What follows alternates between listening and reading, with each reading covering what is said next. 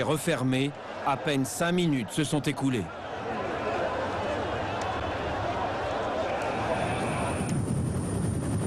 Une vingtaine d'hélicoptères survolent le périmètre en permanence.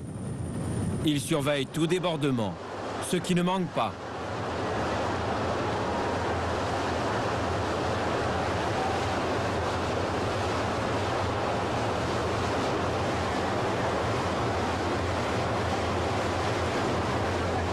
Mais là encore, les policiers restent sereins.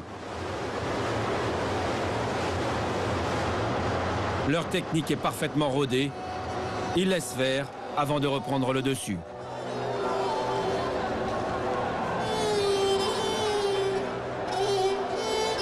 Après les drames des dernières années, les Saoudiens n'ont plus le droit à l'erreur. Le moindre incident pourrait remettre en cause la venue à la Mecque de milliers de pèlerins. Une perte pour l'Arabie saoudite et un frein au développement de ce secteur si lucratif.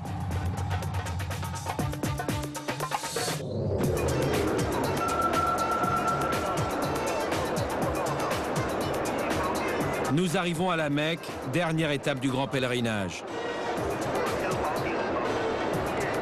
Les fidèles font maintenant les 7 rondes autour de la Kaaba, la pierre noire.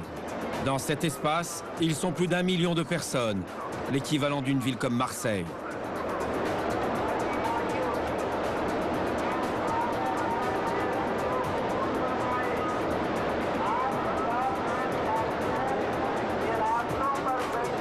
Pour entrer dans la ville, les embouteillages sont nombreux.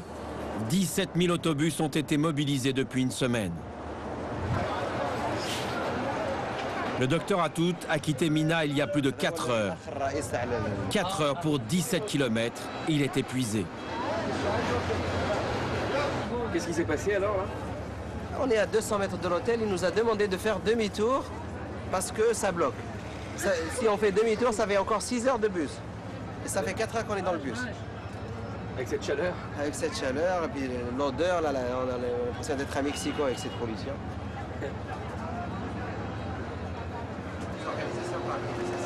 Comment? Il y a une désorganisation inimaginable dans la circulation, dans les bus, dans les... Je crois qu'ils sont dépassés, largement dépassés par l'ampleur du Hajj. C'est vrai que la Mecque est une ville exiguë par sa nature. Et depuis le temps, ils auraient dû trouver une solution depuis...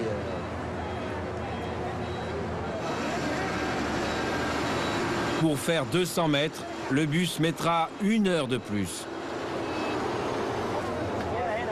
Le docteur Atout va pouvoir retrouver après une semaine de campement le confort d'un hôtel 5 étoiles.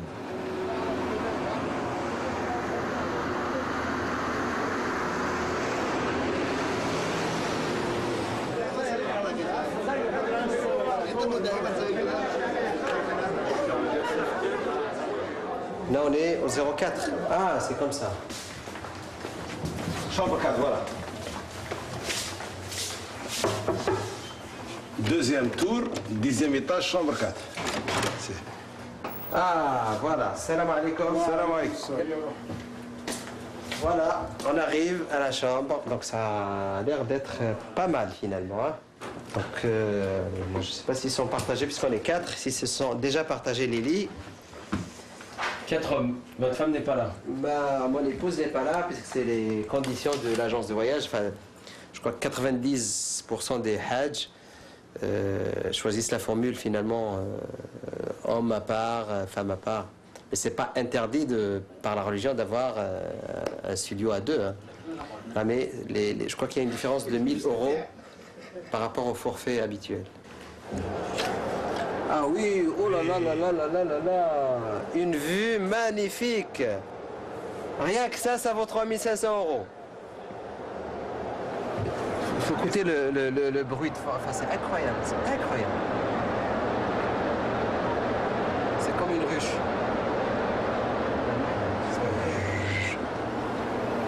Oh là là là là là là, je crois qu'on a eu une belle chambre là. Ça, c'est vraiment super, super, super. Voilà, je m'installe. Une nuit de repos bien méritée. Allahu Akbar. Allah. الحمد لله رب العالمين الرحمن الرحيم مالك يوم الدين.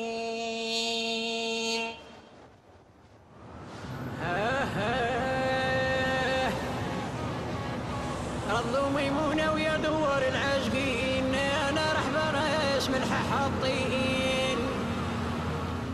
Salam alaikum. On va pour les courses là, je vais aller chercher ma femme. Et puis on va faire quelques petites courses. C'est le but du jeu ici, hein, c'est de dépenser. Ah, c'est dépenser. Ah, ça peut revenir à quoi, 1000, 2000 euros?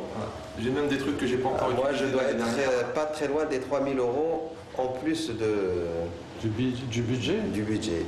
Ouais. C'est énorme. Hein? Ben oui.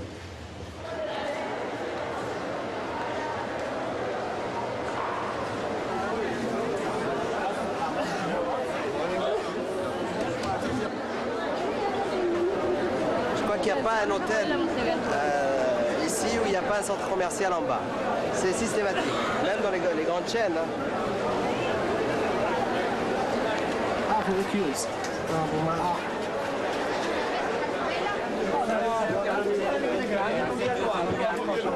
Non, là, il y a trop de monde. Là. Tout le monde touche à tout, donc c'est pas possible. On ne peut pas choisir dans la tranquillité.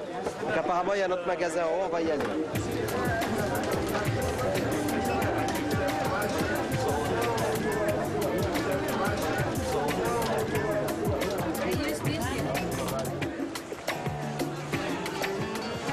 Là, c'est business is business. Commerce à H24. Voilà. De toute façon, dans la religion musulmane, c'est une religion qui prône le capitalisme finalement, parce que tout s'achète, tout se vend. Il n'y a pas de différence avec l'Europe. La différence par rapport à l'Europe, c'est la négociation ici. On peut tout négocier. Et ça, c'est remarquable pour les acheteurs. Hein.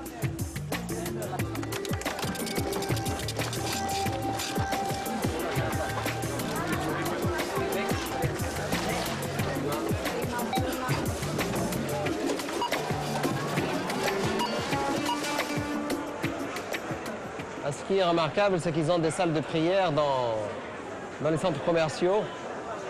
Et c'est considéré comme une partie de la mosquée sainte. Là, il y a des magasins qui commencent à fermer. C'est bientôt l'heure de la prière. Et donc là, tout le monde ferme. C'est-à-dire que la prière, c'est le seul moment où le business s'arrête. Le business s'arrête au moment de la prière.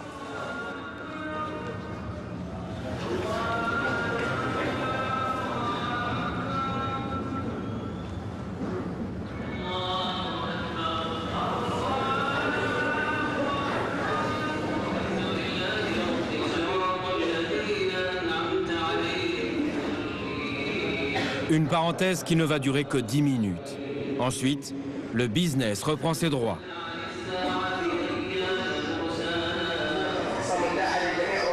Vente aux enchères dans une joaillerie.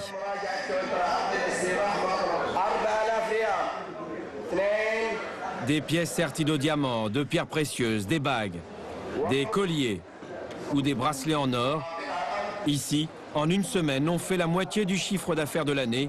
Le commerce est florissant. Il dit que la journée a été très fructueuse aujourd'hui. Bon. On n'ose pas lui demander ce qu'ils ont vendu, mais c'est vrai qu'on voit un peu de tout. Quoi.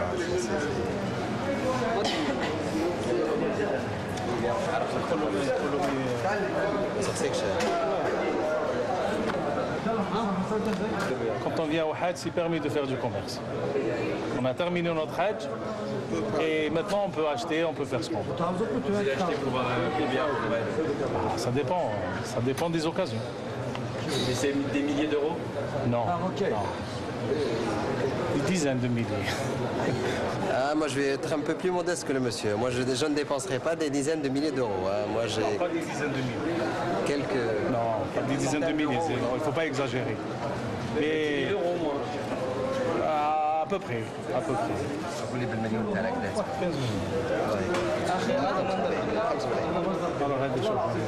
Comme dit Rasulullah sallallahu alayhi wa sallam, Même, ça veut dire celui qui veut faire du commerce pendant le Hajj, il n'y a pas d'interdit, ça veut dire c'est permis. Même le commerce. Hein. Et nous, c'est pas du commerce, c'est des cadeaux pour la famille.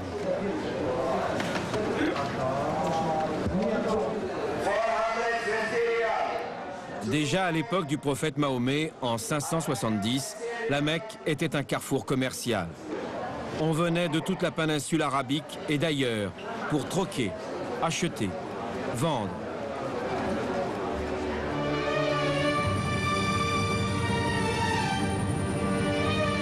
Aujourd'hui, la métamorphose de la ville se poursuit. Difficile à imaginer, mais il y a quelques siècles, la Mecque n'était encore qu'une immensité désertique, comme ici. Mais la Kaaba et la pierre sacrée ont attiré de plus en plus de croyants. Au fil des siècles, le territoire sacré s'est agrandi.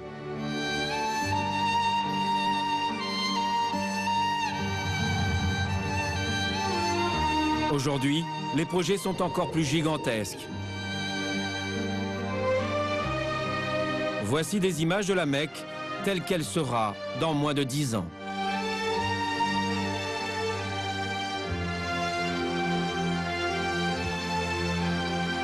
Des magasins, des centres commerciaux, des artères plus grandes, plus fluides.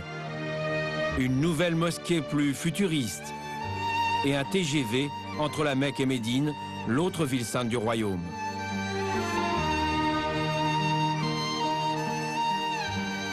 L'Arabie saoudite a débloqué dans un premier temps 40 milliards d'euros pour désenclaver et développer la ville.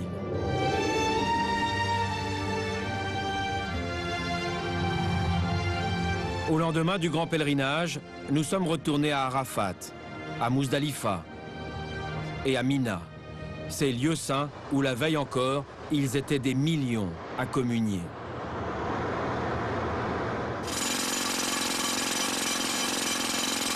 Aujourd'hui, le murmure des prières a été remplacé par le bruit des marteaux-piqueurs.